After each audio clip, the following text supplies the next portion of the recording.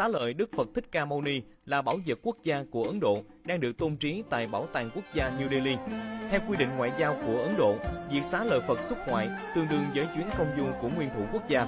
Bởi vậy, đây sẽ là sự kiện đối ngoại văn hóa quốc tế có ý nghĩa sâu sắc, không chỉ với Phật giáo Việt Nam mà còn đối với đất nước nói chung.